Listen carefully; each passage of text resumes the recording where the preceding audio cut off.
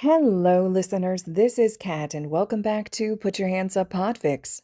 This will be the continuation of Verdant Revolution. This will be part 51, the second half to chapter 48. Nezu was scowling when he returned to his office and to his two personal students.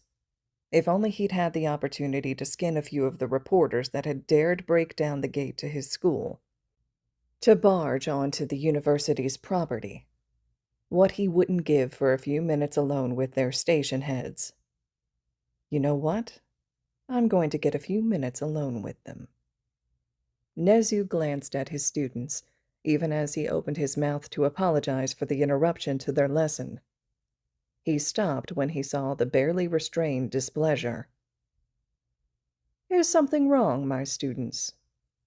Midoriya's lip curled unexpectedly as he practically snarled his words. The cameras across from the gate caught something. Nezu quirked an eyebrow as he responded.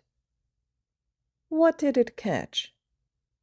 Midoriya gave a bit of a smile to his snarl. I'm sorry, Nezu. I can't say, due to a few specific accords.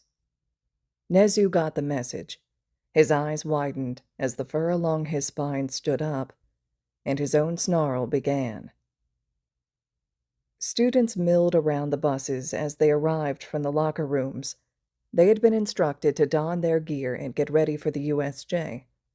The final lecture of Rescue Week had culminated in graphic footage from crisis sites as well as training with replicated injuries for each student on training dummies that were entirely too human-like for any of their pleasure.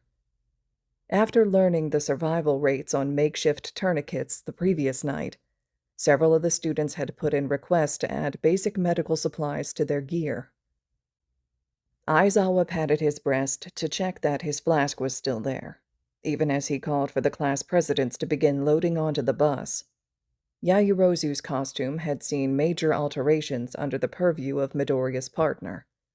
The same kind of undersuit that had been worked into many of her classmates' costumes had been added to hers. Starting at her lower ribs, the upper part of the outfit covered her like a crop top with a slightly higher trim on the lower back. Now a pair of black and red cargo shorts were worn over the lower half of her undersuit. Pouches and belts hung from Yaoyorozu's hips, and gone were the heels that had plagued her until now. In their place, thick rubber-soled and armored combat boots came up to her calves. Armored plates covered her knees while leaving the back of her legs open for creation. She had decided to lean into the weapons training that she had shown promise in, and the sleek red and black polymer plates covered not just her knees but also protected her shoulders and right forearm. Her left forearm was home to what Hatsume had called her tack pad. Of its many uses, the most important was the chemical library that she had gained, allowing her to access her knowledge without carrying a heavy book around with her. Although, she was still testing to see if she comfortably could use the visor that Hatsume had designed to link to it. She liked it, but its similarities to ski goggles, even with the thin frame and clear blue-tinted visor, rubbed her the wrong way. Yaoyorozu was beginning to question where Midoriya was when she caught sight of him walking towards the bus. She had to do a double take.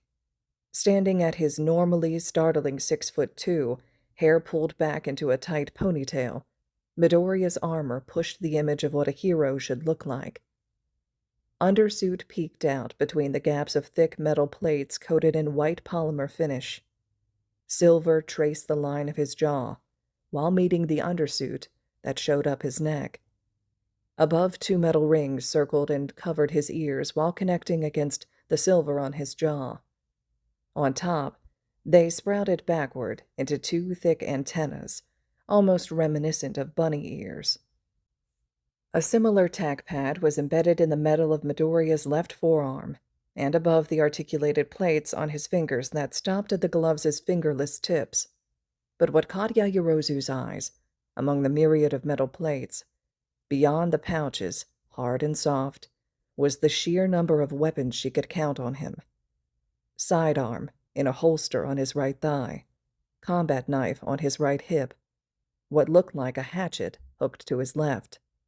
Another combat knife rested on the upper left of his breastplate, and finally, a sleek rifle hung over his back, emblazoned on his right shoulder plate.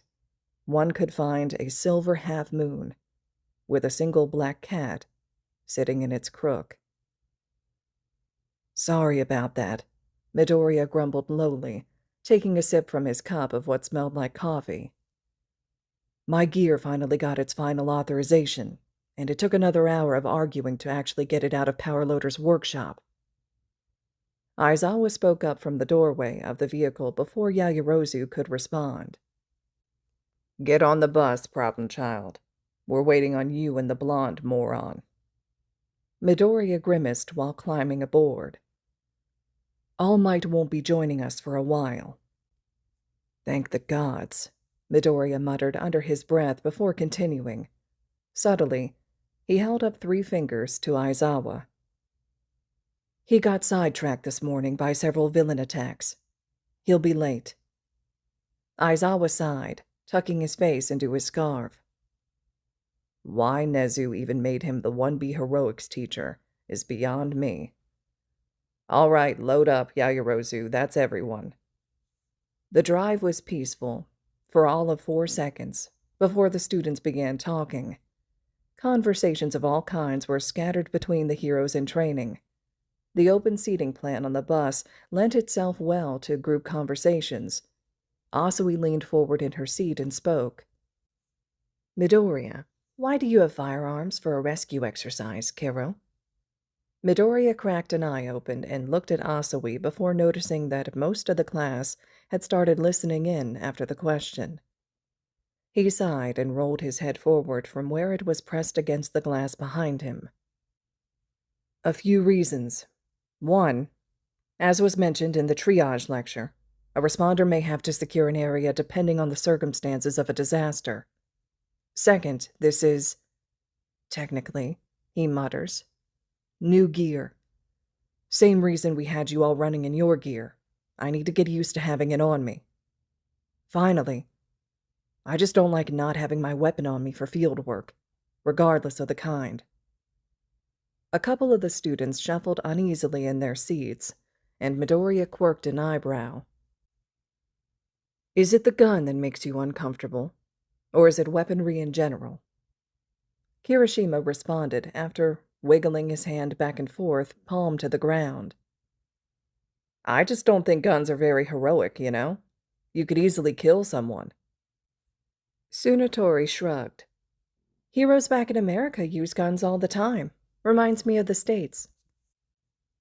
Midoriya nodded at both.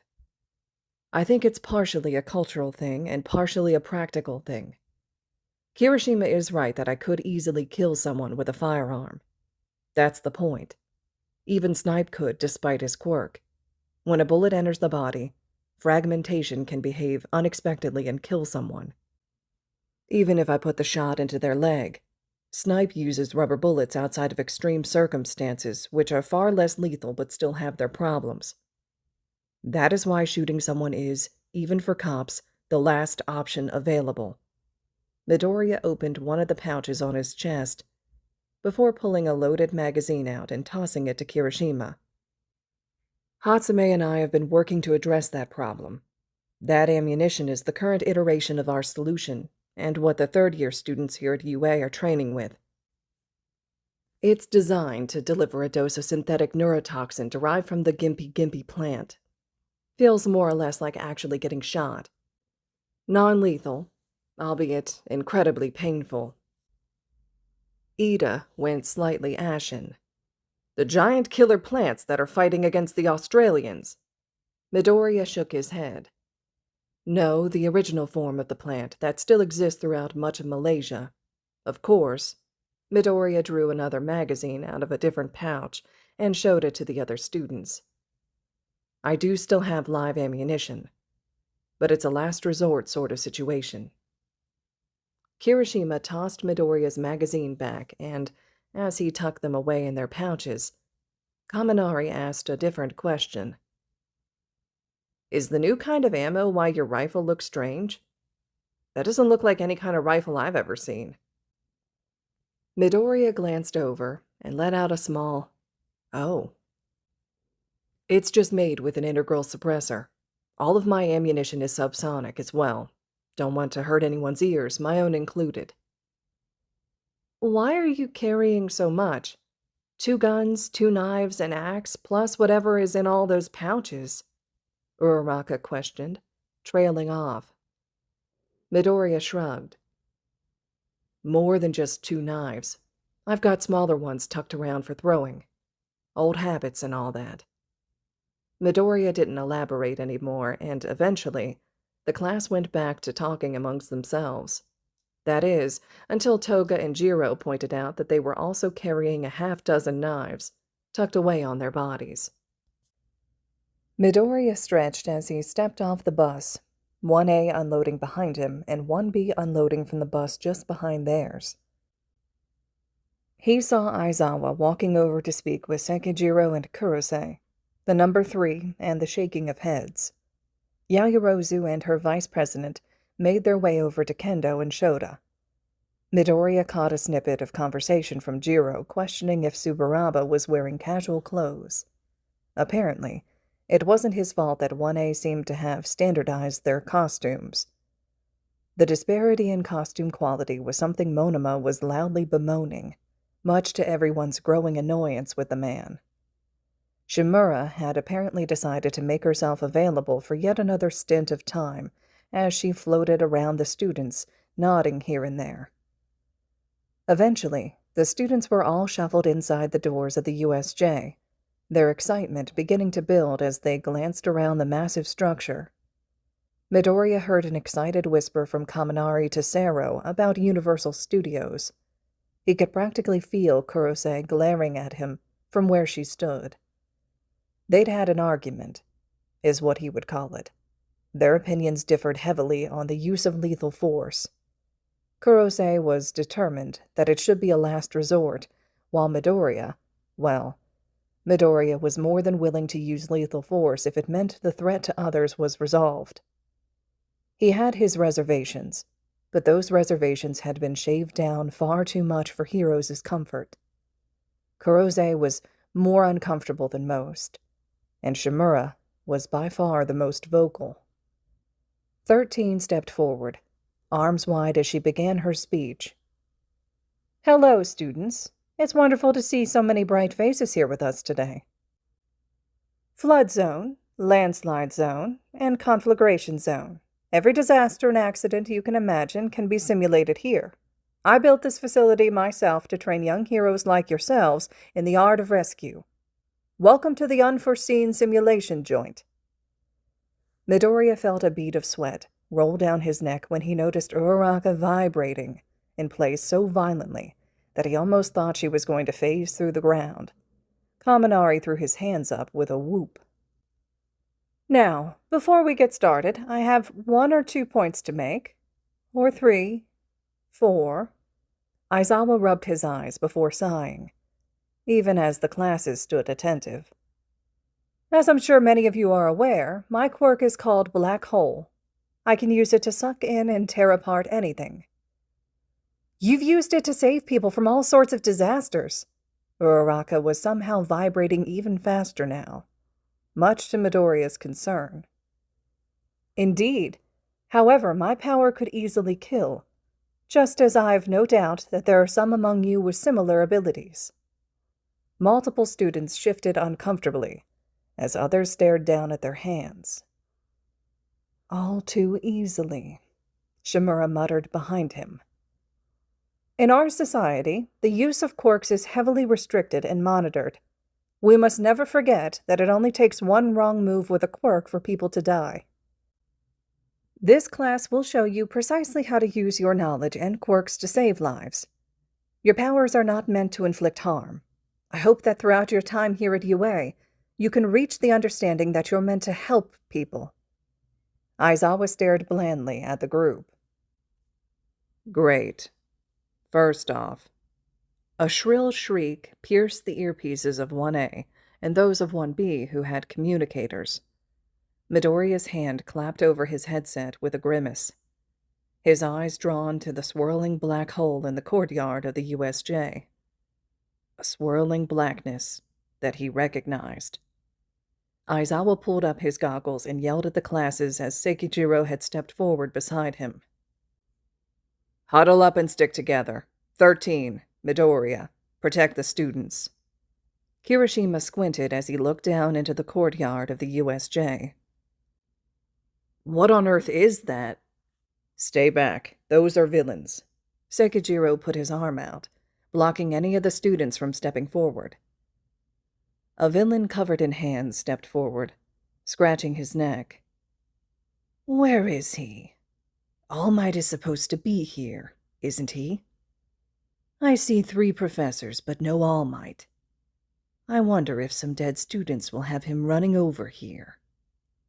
Shimura had frozen, eyes wide as she stared down into the crowd of villains. But that was hardly his problem right now. Midoriya stepped up next to Aizawa, pulling his rifle into his hands. He spoke lowly. "Be careful. The one covered in hands has a 5-point disintegration quirk.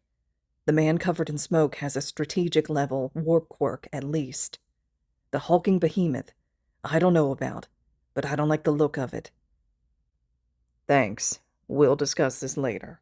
Now get the rest of the students out. We'll hold them off." Midoriya nodded stiffly, but clapped a hand on Aizawa's shoulder. "Yes, sir. But don't go dying on us just yet, Eraserhead." Aizawa gave him a smirk and leaped up the stairs alongside Sekijiro. Midoriya turned to move back towards the class. "All right, folks. This isn't a test or a drill. We need to get back through the doors and to the buses. My own communications are jammed. Anyone's working." The class began to make their way towards the door as he heard several negatives, then their questions.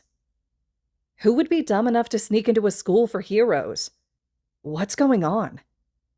Are they going to be okay? They can't take on that many villains on their own."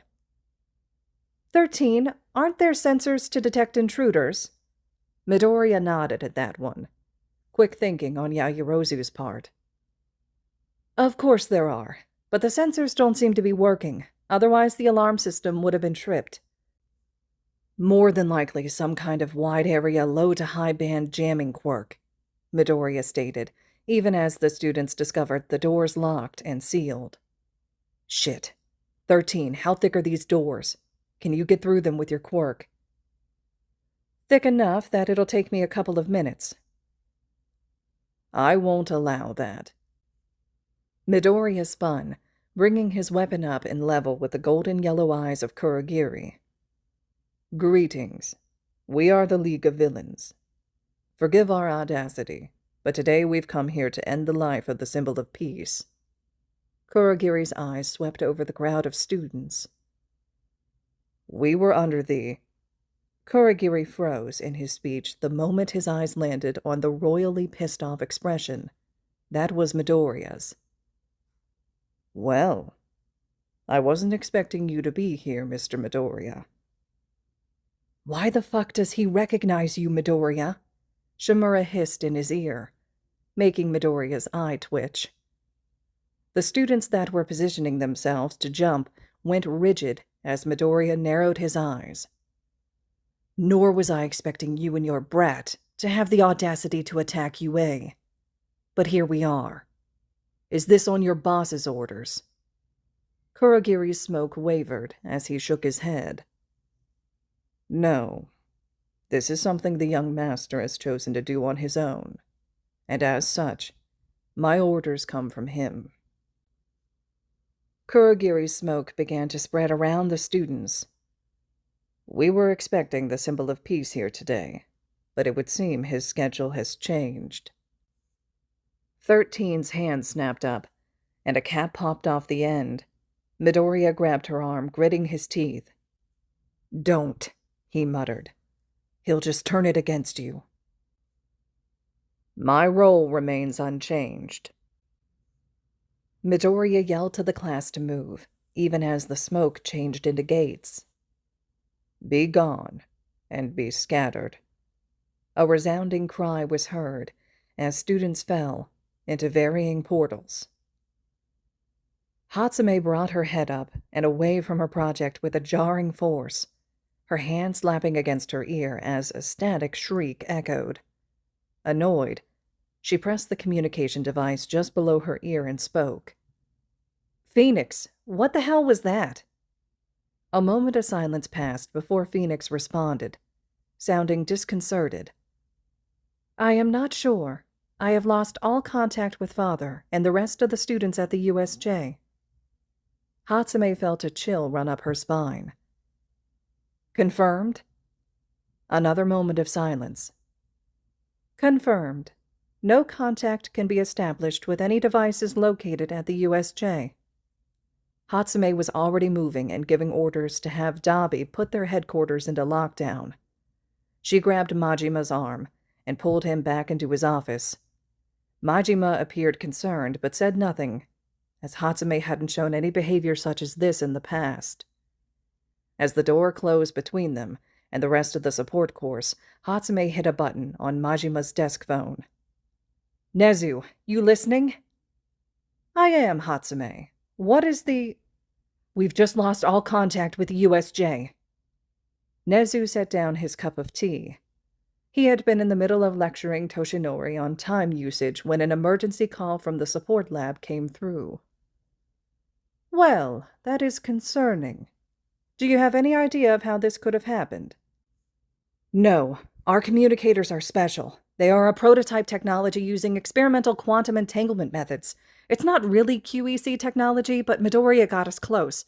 A simulated QE connection that is currently expensive and difficult to produce, as well as needing a central hub to manage the connections, besides the—" "Hatsume, you're rambling."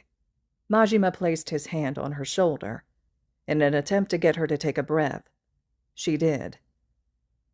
"Nezu, conventional jamming technologies wouldn't break communication. You can't even wiretap it. It's one of the reasons the military wants our help developing their communication infrastructure. Nothing short of a powerful, high-altitude EMP or a powerful jamming quirk could have broken communication.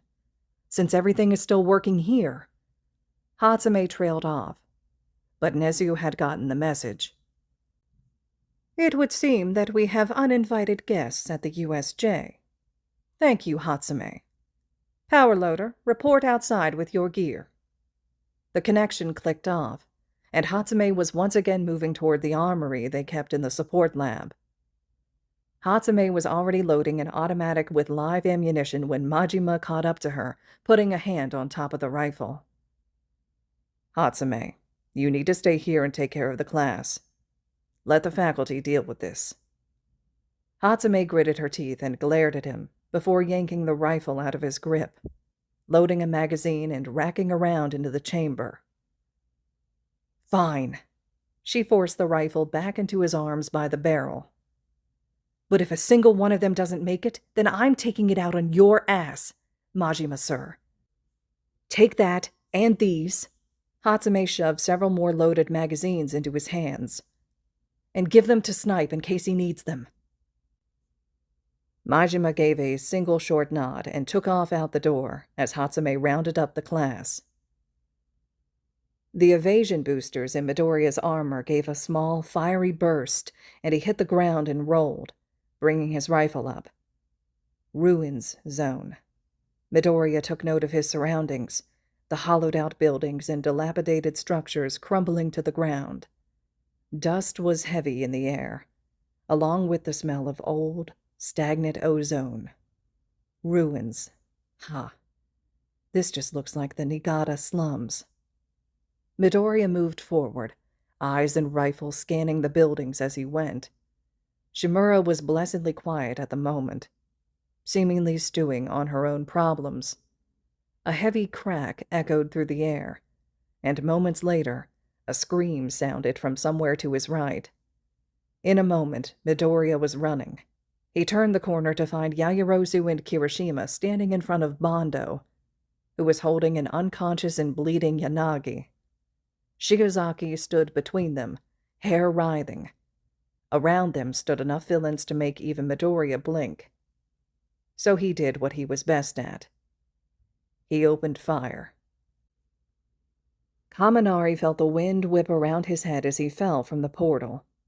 Right, great. Where am...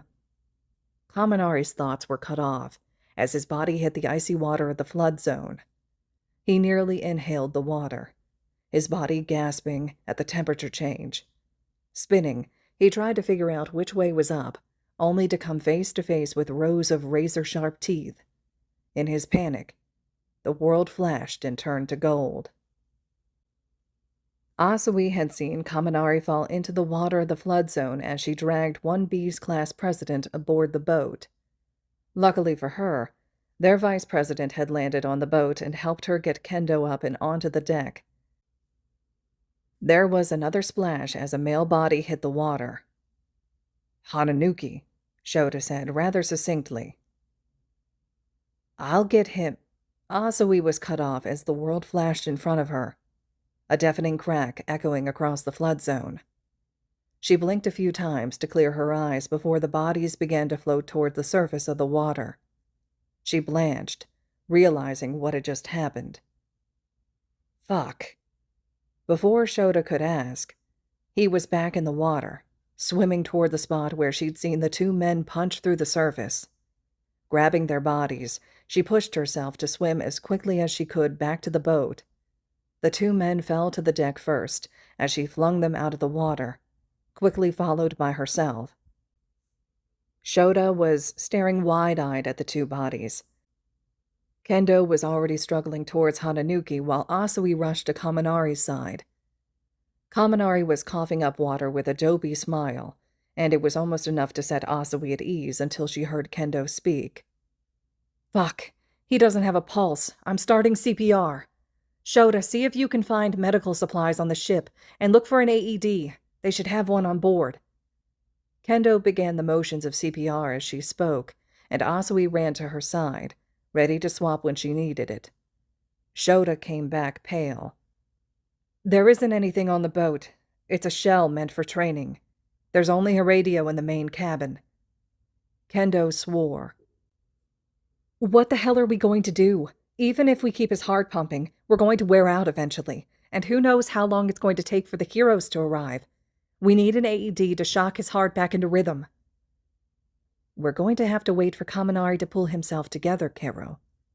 Kendo and Shota glanced over at Asui in question. "He was the one that let off that electricity. If he tones back the discharge, he might be able to act as an AED." "And how long is that going to take?" "I don't know, Kero." Midoriya really didn't want to switch to live ammunition. The situation didn't call for it. But as he clubbed another villain over the head with his stock before shooting another in the knee, he really contemplated the benefits of putting the fear of death into the remainder. Shiozaki had tied several villains in thorns, and Kirishima was panting over the bodies of several others. Yaoyorozu had valiantly been fending off those that got too close to Bondo and Yanagi, with Bondo sealing them to the ground where they were knocked down. Midoriya shot another in the throat, and he heard the telltale sound of nothing being fed into the chamber. He spun, getting ready to club whoever was next, only to find that they were out of enemies. Oh. He hadn't had time to count during the fight, but if this wasn't all the villains in the zone, then he had a bad feeling about how this was going to turn out. Taking a deep breath, he walked over to Bondo and simply asked, "How bad?" Bondo shook his head. "Don't know. She took a pretty heavy hit to the head." Another deep breath. "Anyone else injured?" Shiozaki raised her hand to her eyebrow where she was bleeding. "I got caught at the same time as Yanagi, but she took the brunt of it." "Are you good to move?" A nod from Shiozaki was met with one of Midoriya's own. "Bondo, are you good to carry her?" Another nod. "Right. We need to get her back to the entrance. Stay behind me. I'll take point. Kirishima, guard our rear and keep an eye out. Momo, keep pace with Shiozaki and Bondo in the middle. Let's move." Midoriya grimaced as he loaded live ammunition into his rifle.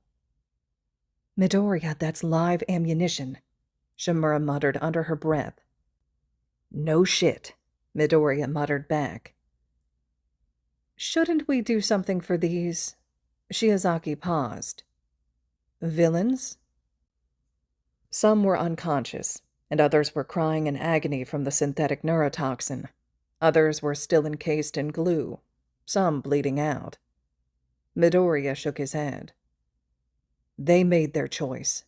Now let's move.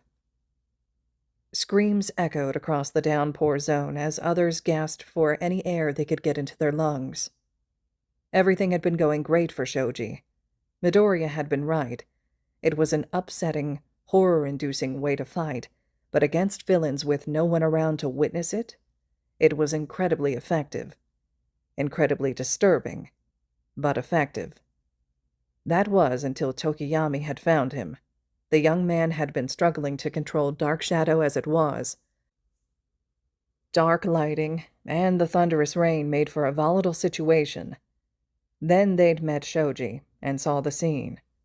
Blood and bits of his body were scattered across the soaked ground, staining it pink and red. Dark Shadow took over, and the first villain he grabbed turned to paste when he slammed into the ground. Kororo found himself sitting in the corner of a rundown building with the weather outside absolutely dominated by heavy sheets of rain. In his lap, he quietly rocked Komori, their resident mushroom girl. When they had first landed from the portal, they had been surrounded by villains. Despite this, they didn't feel despair. They almost felt lucky. So many areas of darkness were great for him, and the damp weather made for perfect conditions for Komori's mushrooms. They had thought it would be fine. Komori had immediately started growing mushrooms on the villains before running inside the nearest building. They followed, and Komori pushed her quirk, trying to give them the space and time to get away, to grow so many mushrooms on the villains that they wouldn't be able to move. Komori underestimated her quirk, or the weather. Perhaps it was both. The end result was dozens of mushrooms, sprouting and sprouting again, in the villains' throats and lungs. The spores they'd inhaled proliferated. They had watched the villains die, clawing at their own throats and chests, ripping their own flesh into bloody strips in a vain attempt to get even a bit of air. Komori cried into his chest as he rocked her. Kororo couldn't find it in himself to stop staring into the eyes of a nearby corpse. Todoroki let the frost creep up his side, cold mist escaping his mouth. What a joke. You're supposed to be villains, right? Pathetic. Forgive me for saying so, but it's hard to see you guys as anything more than thugs. How the fuck? Bastard was warped here just a second ago. Is he really just a trainee? Todoroki crouched down in front of one of the villains, thinking. He figured they would have sent a number of elites to wear All Might down, but they really were just a gang of pathetic goons. The villain snarled at him as he struggled in his icy prison. I'm gonna fucking kill you. Todoroki just stared, uncaring, into the villain's eyes. At this rate, your skin will rot away from frostbite. So if you want... Look out! Todoroki whipped around to find a large man, perhaps with some kind of walrus quirk, stumbling back, clutching at his neck. Within 4 steps, he'd twisted as if to dislodge something and tripped. His head slammed down onto a large rock before he went still. Oh God. The ground seemingly shifted, and blood started pooling. Todoroki recognized the voice. It was one that he was always hearing around the dorm or the classroom. Hagakure, he thought. I didn't mean... Oh God. Todoroki knelt down beside where he thought the girl was and spoke calmly, even if his sight was set on the glazed-over eyes of the dead man. It's fine. You didn't mean to. The word unexpectedly caught in Todoroki's throat, and his eyebrows scrunched together at the feeling. "You didn't mean to kill him." Hagakure wrapped herself around Todoroki's torso, and he felt himself stiffen. How was he supposed to deal with crying women again? There was still blood gathering on the ground around them. "Hagakure, are you injured?" "Spine," she choked out. "Had to get out of the ice." His fault. The thought struck him suddenly. She had torn the skin off of her feet to save him, because he had let his guard down, so certain that he had gotten all the villains. His ice had caused her injuries. "Ha! Well, well, little girlie, turns out you'll never—" The villain never had the chance to finish his sentence, as Todoroki's foot twisted and buried him in the ice. There was only silence from the remaining villains. Monoma could feel his heart in his throat as he carried the pink girl from 1A in his arms. When they had fallen out of the portals, he could have caught her. He tried to. He'd failed. Watching her as she'd slipped, hitting her head as she crashed through his arms and into the ground. Monoma had been ducking and crouching into cover where he could, but he was running out of protection, and someone was following him. He could feel the eyes on his back, a feeling he was all too familiar with to be comfortable. Then, he heard the fighting. His heart soared. Fighting at least meant that someone else was there with them. Monoma had cursed his quirk so much growing up, but never more than he did in this moment. He hadn't had any copies when he'd fallen through the portal, and the pink girl wasn't exactly awake and talking. A hand gripped his shoulder, like a steel vise, and he felt his heart jump into his throat. He spun and saw the toothy smile of a villain. Monoma did the only thing he could. He grabbed the only quirk available and threw his hand up. The screams had Monoma's eyes snapping open mere moments before his own pain would have done so. He dropped the pink girl again as he clutched his hand, welts and burns appearing along his palm. But that was nothing compared to what he was looking at. The acid was burning holes into the villain's face, their eyes bulging from their sockets as the acid melted into the fleshy exterior. Then the villain stumbled back into the wall and made everything worse. Turns out, the acid was flammable. The smell of charred skin and cooking sinew had Monoma turning and gagging as his breakfast made a reappearance. He couldn't look back, even as the screaming doubled before cutting out entirely. Footsteps came running towards them, and he heard the voice of Tetsu swearing before a raspy voice cut through. "Don't look at it. Monoma's in shock. You grab him, I'll grab Ashido." Monoma turned in time to see a young, purple-haired man throwing Ashido's limp form over his shoulders in a fireman's carry. Rough but gentle hands grasped at Monoma before he found himself in the same position. Toga's blade slashed through the backside of a villain's leg as Jiro backhanded another into the ground. As she did so, the speakers on the back of her hand set off a blast, causing the villain to soar through the air, collapsing further away. They had landed in the mountains with two 1B students named Kodai and Iwase. They had been useful so far, Iwase sealing paths behind them with boulders grown by Kodai's quirk, but as it turned out, their hand-to-hand skills were next to abysmal. They could hold their own, barely, against a single villain, but their limited abilities had not reached very far once they had begun surrounding them. It was at this point that Jiro had started using her quirk in direct contact with the villains to keep them down. Toga had brought out her knives. The area was covered in blood and littered with bodies in varying stages of consciousness. Toga licked the blood off of the edge of her blade and scrunched her face in disgust. She hadn't found anyone that tasted any good yet, and she was fairly certain that she had torn the muscles in her shoulder. Jiro sat down on a rock and surveyed the scene as she tried to get her heart rate down. If it kept beating like this any longer, She felt that she'd be in danger of a heart attack. She sure hoped it was going better for the others. Midoriya's group made their way through the rest of the zone fairly quickly. As it turned out, he was right. Shoot one, and the rest are adequately horrified.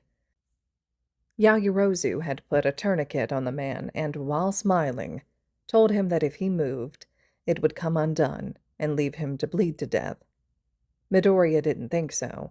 He hadn't shot him near an artery, but he wasn't going to argue with the effectiveness of the scare tactic. Yaoyorozu had claimed that it was only logical so that he wouldn't have to shoot anyone else. But he had caught a small amount of her satisfaction at the wounded villain after their earlier assault. She'll regret that later. Shiozaki had been watching them in horror, but he could live with that. Midoriya watched as Aizawa and Sekijiro cleaned house despite the easy 120 villains in the courtyard. Their fighting style after years of working together flowed into one another. Seamlessly, one would guard the other as villains were struck down one after another. But Midoriya could see it. And if he could, then the three standing back certainly could. Especially Kurogiri. Momo, take the rest of them and get back to the entrance. Kirishima. Midoriya clapped the man on the shoulder. Get them there safely. You aren't coming with us? Shiozaki asked, despite her concerns. No. The professors have whittled down their numbers, but they're getting tired. The main fight is yet to begin in the plaza. Come on, Midoriya. You're good, but they ordered us to get out, and they ordered you to get us out. Midoriya gave Yaoyorozu a small, sad smile. Go. They need you at the entrance. There may be wounded. Stick to the trees on the edge of the plaza. It isn't far. Midoriya, bro, Kirishima began hesitantly. No. I'm Special Forces. Pulling people's asses out of the fire is my job. Now go. It took some prodding, but they finally gave in and started moving. As they left Midoriya's earshot, Bondo turned hesitantly to the others. A glance back had him taking careful stock of the situation, even with Midoriya's rifle leveled on the villains. Did you guys know he was Special Forces? Yaoyorozu ground her teeth together, contemplating, but it was Kirishima who answered. We knew he was military, but not Special Forces, no. What are you going to do here, Midoriya? You need to get to the exit, Shimura asked falteringly. I'm going to do what I have to do. Midoriya didn't have to wait long before things all went to shit. Aizawa was blinking more often, and Sekijiro was running out of blood. Aizawa had been engaged with Shigaraki for barely a minute before he had to blink. That split second found his scarf decaying, falling away to ash and dust. Shigaraki seized his first opportunity and yelled for the Nomu. His senses dulled, his reaction time slowed. The beast slipped away from Sekijiro in an instant, dragging the professor's body across the concrete before slamming him into it. Midoriya flicked his rifle to full auto and clamped his hand over the top of the barrel before depressing the trigger. The first round found home in the side of Shigaraki's knee, and the second found home in his thigh. The third would have bored through his lumbar, if it weren't for the warp gate that had the round deflecting off of the metal plate of Midoriya's armor and plunging harmlessly instead into the concrete. The fourth and fifth impacted the chests of the two bold villains and took them off their feet. The rest of the magazine took up residence in an increasingly pissed-off Nomu. Midoriya clicked his tongue. He knew that carrying subsonic 300 blackout rounds would bite him in the ass when it came to penetration, but there was something wrong with the Nomu, stopping them with its skin. Midoriya flicked the magazine away, even as he rammed another home, unloading that one and dumping the next into the Nomu. Steadily, as he fired, he advanced up next to Sekijiro and Aizawa's limp form. Is he alive? Shimura floated down, hovering partially in the ground, and looked over the man. She didn't say anything but looked from Aizawa to Shigaraki and back. The rattle of the gun went silent after a moment as Sekijiro relayed Aizawa's status. It wasn't good. Unconscious and bleeding from most of the body in contact with the ground. The facial trauma was ugly, and Midoriya could see bits of the shattered goggles sticking out of Aizawa's skin, out of the corner of his eye. Again, Midoriya clicked his tongue as adrenaline surged. I'm going to cause a distraction. Get him to the entrance. Yayorozu is there, and she can make the medical supplies we'll need. I'm not leaving a student down here with 3 dangerous villains. You have no choice if you want Aizawa to remain alive. Midoriya stepped forward, yelling across the plaza. Kurogiri, Shigaraki, get your asses out here, you cowards. You started this, now come and face its end. No, Moo. Midoriya cringed as he just barely managed to get to the side with the help of his armor's jets and deflect the right hook from the monstrous creature. His rifle had not been so lucky, being what he used to deflect the aforementioned right hook. The rifle had practically folded in 2, and Midoriya could see Shigaraki's furious glare from behind the Nomu. Midoriya snarled at the man on the ground, gripping the wounds on his leg. You dare come here and attack us! Dare violate the accords your master agreed upon! Kurogiri stiffened at the mention of the accords. Shigaraki didn't even seem fazed. If anything, he looked confused. No. There was no way. Midoriya ducked under the Nomu's extended arm, barely evading the left fist crushing into the ground where he had been standing. Midoriya had to twist, as some remaining villain took a swing at him. Oh, fuck this, Midoriya growled, yanking his hatchet from his belt before burying it between the ribs of the villain. Midoriya contorted again, yanking the hatchet out and slamming it back down into the villain's throat before abandoning the weapon, throwing it into the chest of the next villain coming his way, and rolling back just in time to see the Nomu obliterate the remains of the first villain. Viscera dangled from the beast's fist as he turned to face Midoriya once again. Static once again crackled in his ears as communications came back online, and immediately he had Phoenix's concerned voice filling his head, followed by the voices of every single member of 1A checking in. Alarm klaxons began ringing all over the USJ. Midoriya snarled inaudibly. Phoenix, communications clamped down. SOS. Relay Nezu the situation as you piece it together. Done and done. May has already informed them, and the heroes are 5 minutes out. All Might ran ahead.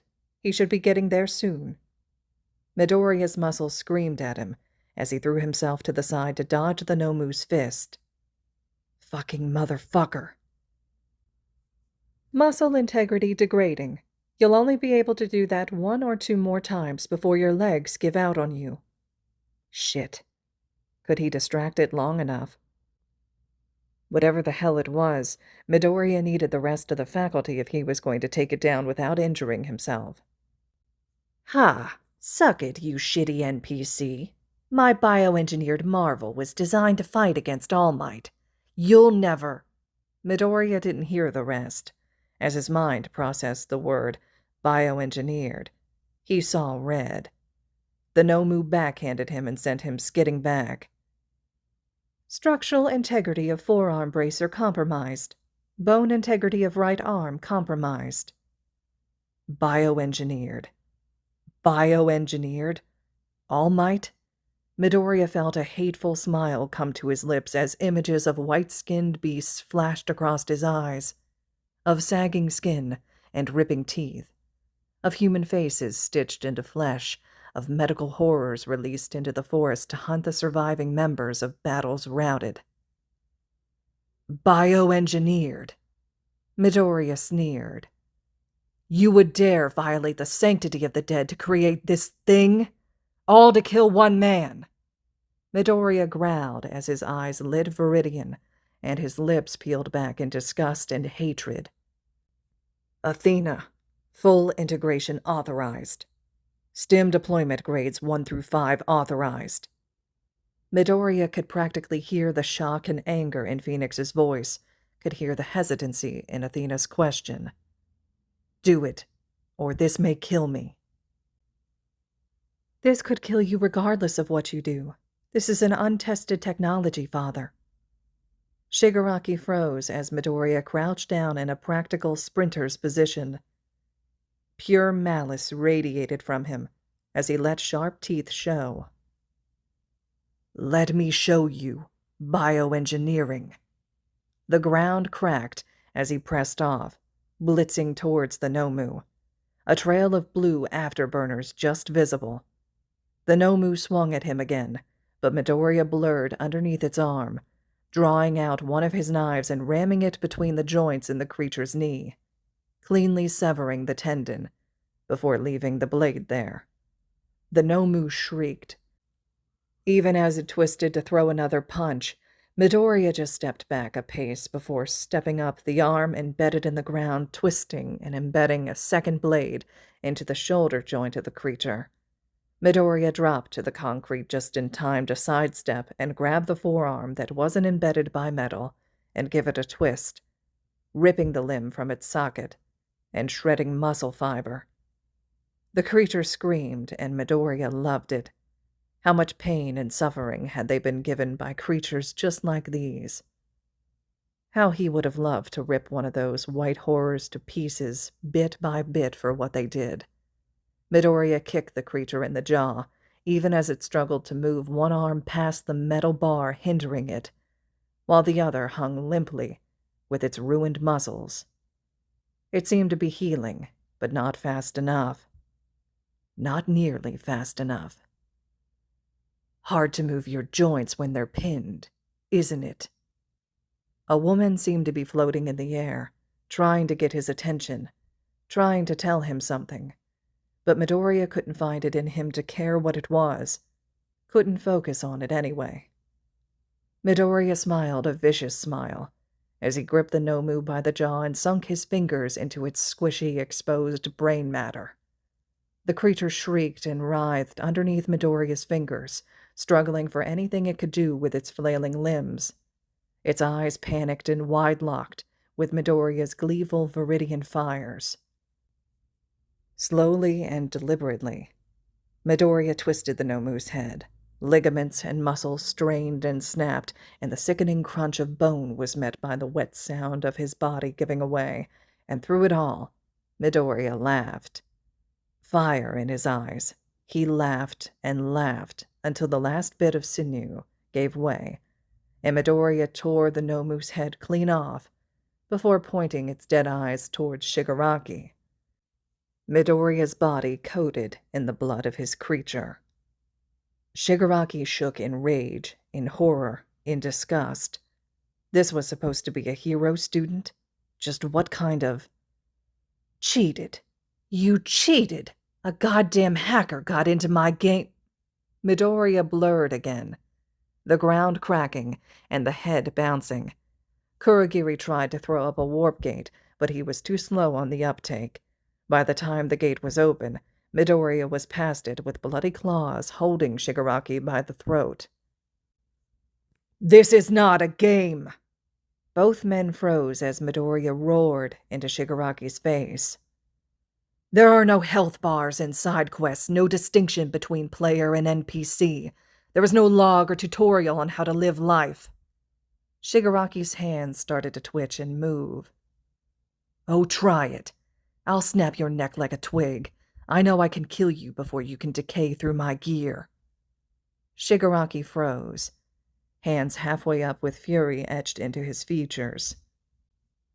You have to choose. I choose every single fucking day to get up and face the horrors of this world that it has to offer, Shigaraki, because it is my honor and duty to protect those that cannot protect themselves. I chose to give up my humanity for the sake of the rest. What have you ever chosen, Tomura? To destroy, to kill, to blindly follow without an ounce of knowledge or respect? That's not a choice, you goddamn spoiled brat. That's a tantrum.